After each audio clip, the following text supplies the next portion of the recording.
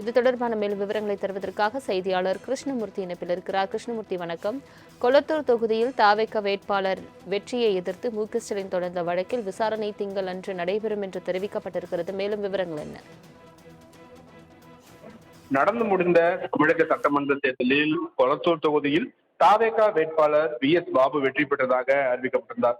இந்நிலையில் தொகுதியில் போட்டியிட்டு இரண்டாவது இடத்தை பிடித்த முன்னாள் முதல்வர் மு.க. ஸ்டாலின் அவர் அளித்திருக்கூடிய விண்ணப்பத்தை ஏற்று கொளத்தூர் தொகுதியில் 14 வாக்குப்பதிவு இயந்திரங்கள், ஓட்டுக்கு ஒப்புகை சீட்டு இயந்திரங்கள் உள்ளிட்டவை சரிபார்க்கப்பட்டன.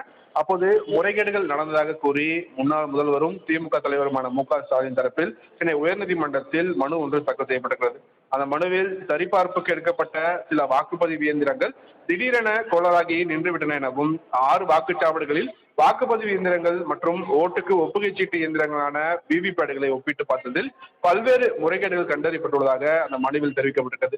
இந்த சரிபார்ப்பு நடைமுறை தொடர்பாக புகார் செய்வது வெளிப்படையான ஒரு நடைமுறையை அமல்படுத்த உத்தரவிட வேண்டும் என்றும் மனுவில் கேட்டுக்கொள்ளப்பட்டிருந்தது.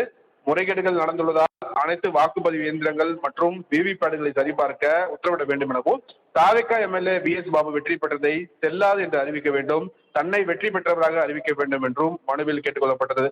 இந்த வழக்கை அவசர வழக்காக விசாரணைக்கு எடுக்கப்பட வேண்டும் என்று மூத்த வழக்கறிஞர் ஜே. ரவீந்திரன் தரப்பில் சென்னை உயர்நீதிமன்றத்தின் தலைமை நீதிபதி அமர்வில் இன்று அவசர முறையீடானது செய்யப்பட்டது. இந்த முறையீட்டை ஏற்றுக்கொண்ட தலைமை நீதிபதி அமர்வு வழக்கினை வருகிற திங்கட்கிழமை அல்லது செவ்வாய்க்கிழமை விசாரணைக்கு எடுத்துக் கொள்ளப்படும் என்று தெரிவிக்கப்பட்டிருக்கிறது. சலோமி, தங்களின் முழு விவரங்களுக்கு நன்றி கிருஷ்ணமூர்த்தி.